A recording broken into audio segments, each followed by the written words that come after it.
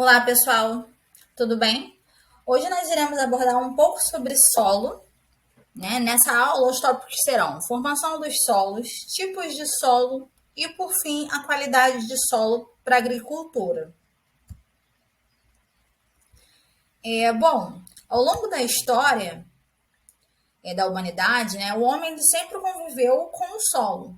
No começo, ele apenas colhia os frutos da terra, né? E depois teve que aprender a cultivar a terra para obter o seu alimento, né? Para o homem, o solo é um recurso tão importante quanto a água que ele bebe e o ar que ele respira, né? Ele não poderia existir sem essa principal fonte de produção de alimentos, o solo. Mas afinal, o que é o solo? Conhecido também como terra, né, o solo é importante para todos os seres vivos, pois é nele que o agricultor produz o alimento do dia a dia, como foi dito anteriormente. O solo ele é um recurso natural renovável que desempenha um papel fundamental na produtividade agrícola, né, pois ali ele carrega em sua composição os nutrientes essenciais para as plantas.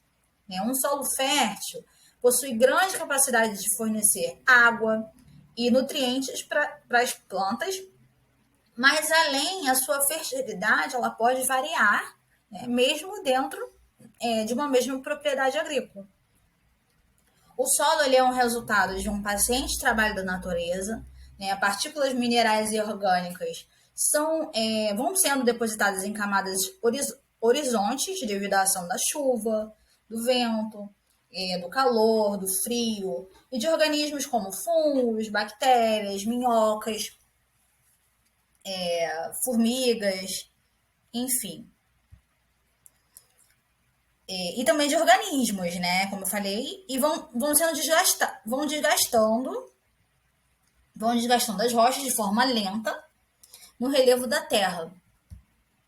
Sobre a formação do solo, o solo ele possui elementos minerais que são fundamentais para as plantas, né? Os quais atendem a dois critérios de essencialidade.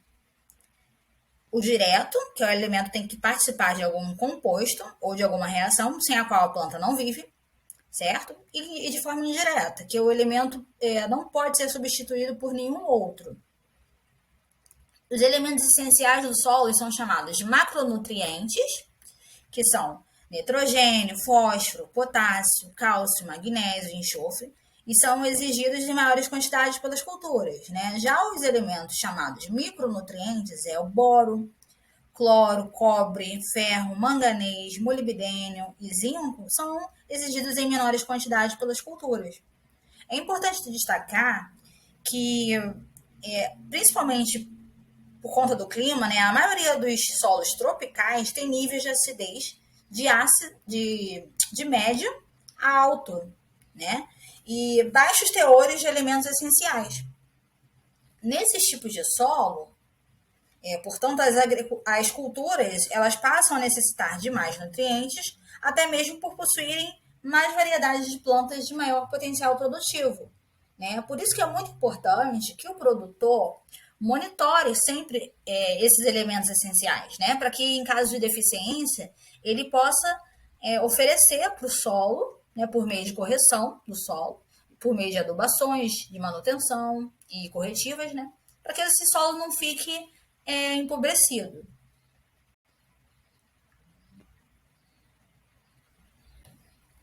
Bom, existem vários tipos de solo.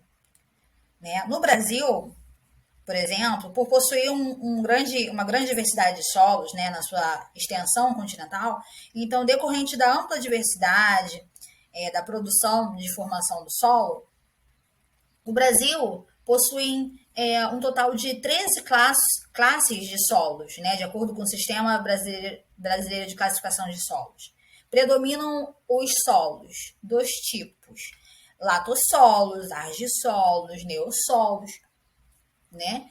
E são distribuídos aproximadamente em 70% do território nacional. As classes dos latossolos e argissolos ocupam aproximadamente 58%, né, da área e, assim, são solos profundos, altamente intemperizados, ácidos de baixa fertilidade natural e, em certos casos, com alta saturação por alumínio. Também ocorrem os solos de média a alta fertilidade, em geral, pouco profundos, né, em decorrente do seu baixo grau de intemperismo. Bom, estes já se enquadram principalmente nas classes dos neossolos, os livissolos, planossolos, né, são exemplos. Bom, aqui eu apresento a vocês um tipo de solo chamado argissolos.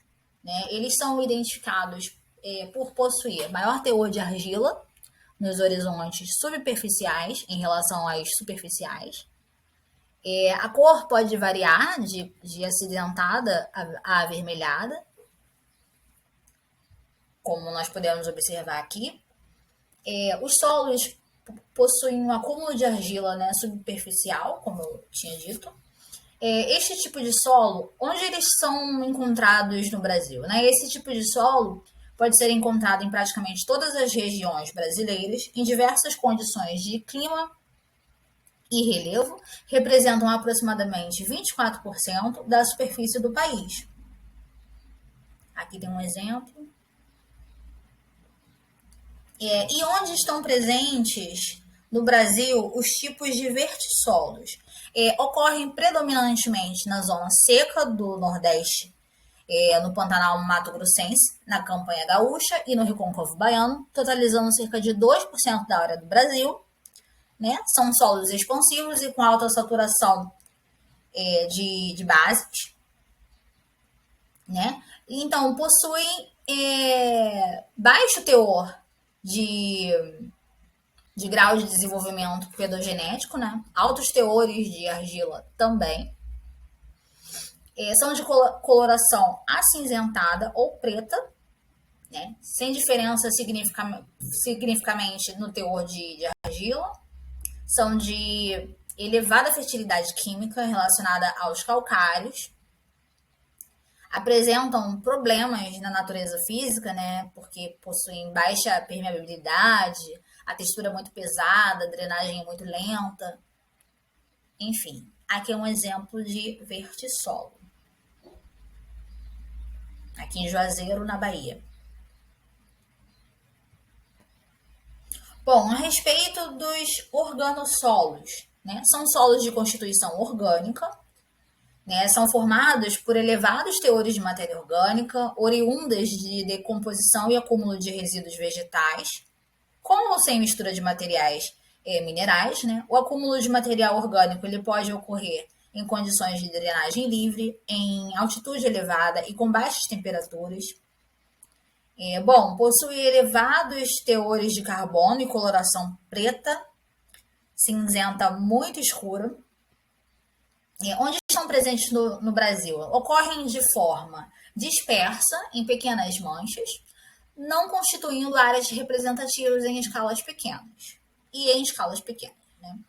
Aqui tem um exemplo em Minas Gerais.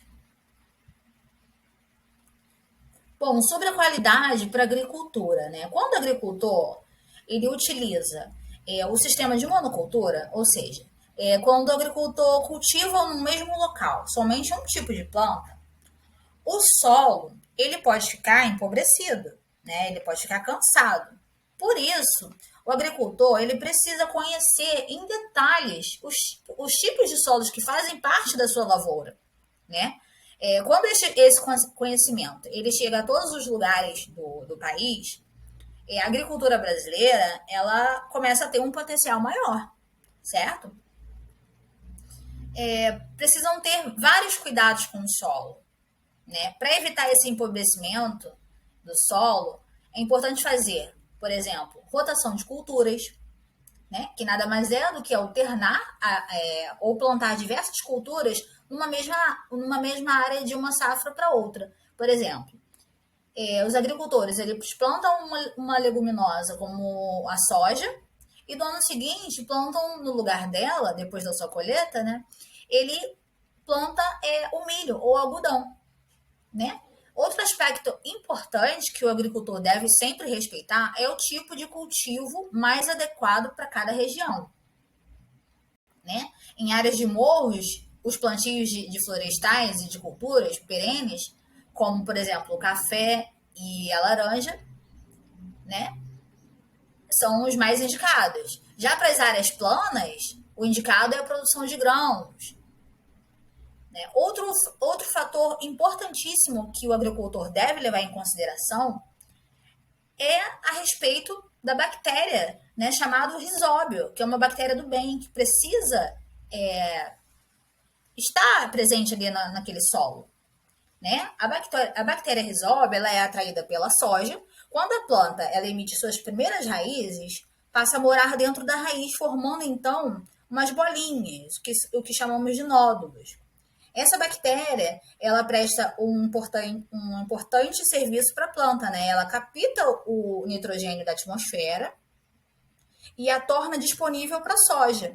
E com isso, dispensa o adubo químico nitrogenado, que depende do petróleo para ser fabricado, né? O nitrogênio, ele por sua vez, ele é um importante nutriente para o crescimento das plantas, né? Porque sem o nitrogênio fica impossível para crescer as plantas, né? Então, essa formação das proteínas, que é através da fixação do nitrogênio, ela é conhecida como a fixação biológica do nitrogênio, né? Que é, ao lado da fotossíntese, um dos processos naturais mais importantes do planeta, certo? Quanto mais risóbio no solo, melhor será a fixação biológica do nitrogênio, além de gerar um rendimento na produção. Entendeu? Então, a fixação de nitrogênio ajuda a recuperar as áreas degradadas, melhora a fertilidade do solo e evita também que o ambiente sofra com a contaminação das águas, reduzindo ainda a emissão de gases de efeito estufa, que são emitidos na produção e no uso de adubos químicos, né, que nós sabemos.